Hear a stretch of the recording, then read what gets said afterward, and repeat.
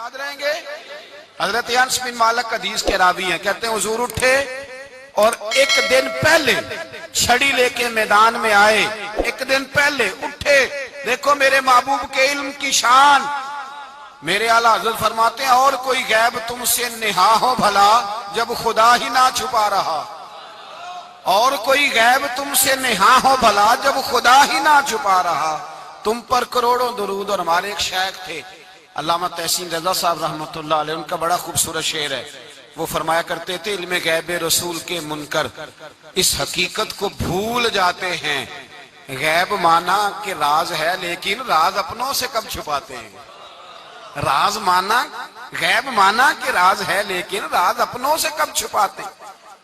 ایک دن پہلے حضور میدان میں آئے، صحیح مسلم کی حدیث ہے، اور محبوب پاک صلی اللہ علیہ وسلم کے دست مبارک میں چھڑی ہے۔ حضرت انس کہتے ہیں حضور میدان میں آئے اور حضور نے لکیر کھینچی، فرمایا کل یہاں ابو جہل مرے گا۔ کب مرے گا؟ یہاں مرے گا۔ فرمایا یہاں عتبہ مرے گا، یہاں عتیبہ مرے گا، یہاں ولید مرے گا۔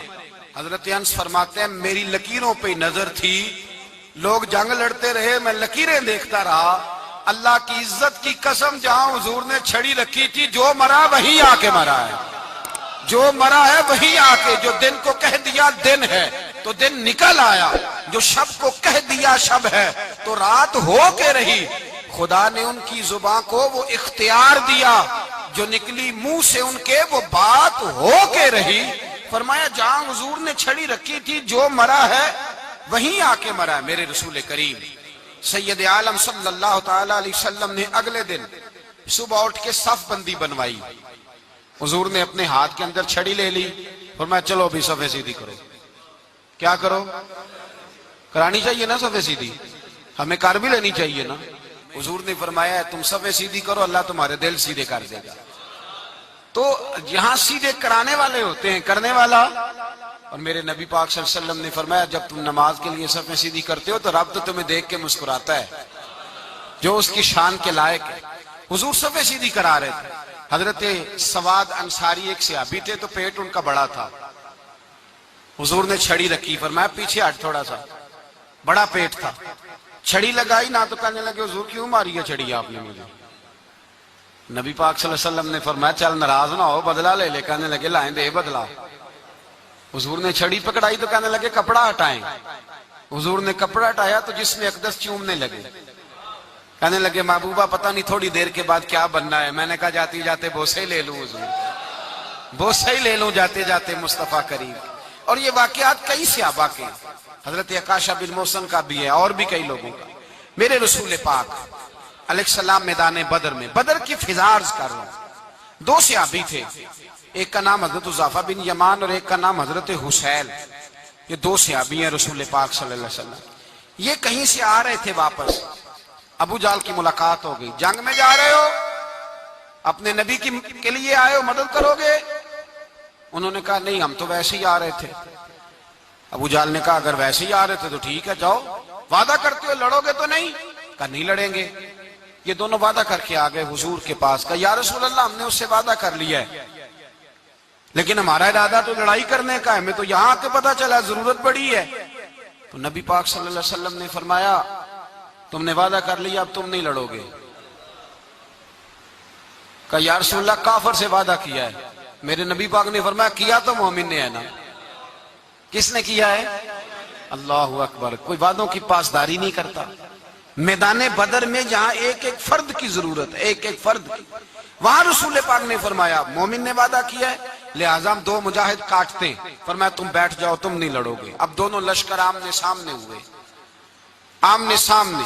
سب سے پہلے آنے والوں میں سے ادھر سے ولید آیا، عتبہ آیا، اس کا بھائی شیبہ آیا، یہ تین آئے۔ کہنے لگے حضور ہمارے مقابلے میں بھیجے۔ نبی پاک نے انصار میں سے بھیجا، کہنے لگے یہ نہیں ہمیں چاہیے، ہمارے مقابلے میں قریشی اور ہاشمی بھیجو۔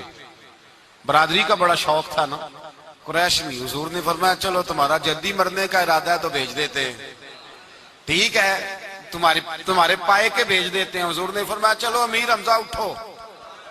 حضرت امیر حمزہ اسد اللہ و رسولہ اٹھ کے کھڑے ہو گئے۔ فرمایا چلو علی آپ بھی اٹھو۔ شیر خدا تو یوں اٹھے کہ جیسے پہلے سے ہی کھڑے تھے.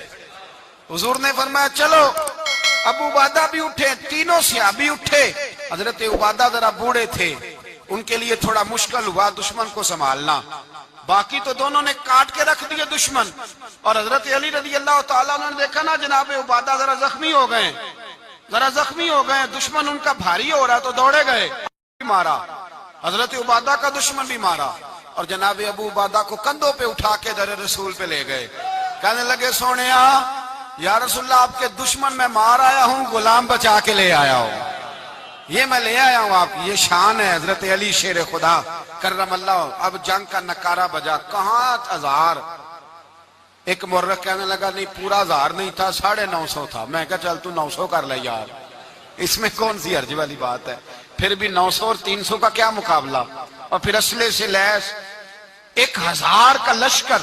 میرے رسول کائنات سرور عالم صلی اللہ علیہ وسلم جب جنگ چھڑی, امیہ بن خلف بڑا مارتا تھا حضرت بلال کو. جناب بلال کے قابو ہی آ گیا, حضرت بلال کے قابو آ گئے. کہنے لگا معافی مل جائے گی, معافی مل جائے گی, معافی مل جائے گی. دوڑنے لگا. حضرت عبد الرحمن بن عوف کہنے لگے بلال جب کوئی معافی مانگے تو دے دینی چاہیے. فرمایا سب کو دینی ہے, اس ظالم کو نہیں دینی. پکڑ کے مارا جناب سیدنا بلال حبشی رضی اللہ تعالیٰ, پکڑ کے مارا. فرمایا مجھے بڑی سزائیں دیتا تھا. اس امت کا فرعون ابو جہل نے ساری زندگی ستایا ہے. 2 چھوٹے چھوٹے بچے معوذ اور معاذ, اور ان کی عمریں 17 سال سے کم بتائی جاتی ہیں, اور حسین لفظ ہیں. حضرت عبد الرحمن بن عوف کہتے ہیں دونوں میرے پاس آئے, اور ایک روایت میں یوں بھی انداز ہے, کہتے ہیں ایک بھائی کا قد چھوٹا تھا, تلوار اونچی تھی اس سے, اور آئے. اور یہ لفظ ہیں تاریخ میں محفوظ. آئے آ کے کہنے لگے عبد الرحمن سے چچا ابو جہل کدھر ہے. تو میں نے کہا تم نے کیا کرنا ہے. ان کا جواب پتہ کیا ہے, یہ نہیں کہا کہ دین کا دشمن ہے, یہ نہیں کہا بڑا ظالم ہے اس لیے مارنا ہے. کہا تم کیا کرو گے. تو جواب وہ شاہ نامہ اسلام نے اپنے لفظوں میں بیان کیا.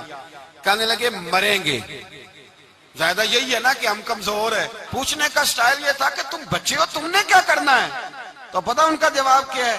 حفیظ جلندری کہتے ہیں وہ کہنے لگے مریں گے یا ماریں گے ناری کو. سنا ہے گالیاں دیتا ہے وہ محبوب باری کو صلی اللہ علیہ وسلم. کہنے لگے ہمارے نبی کو معاذ اللہ برا کہتا ہے, چھوڑیں گے نہیں, جانا ضرور ہے. اگر اسے مار نہ سکے تو مار کے تو آ جائیں گے نا, جانا ضرور ہے. تو کہتے ہیں ہم نے اشارہ کیا. میں نے کہا وہ گھوڑے پہ جا رہا ہے, وہ دیکھو. کہتے ہیں بس چھلانگے لگاتے دوڑے, بھاگے گئے.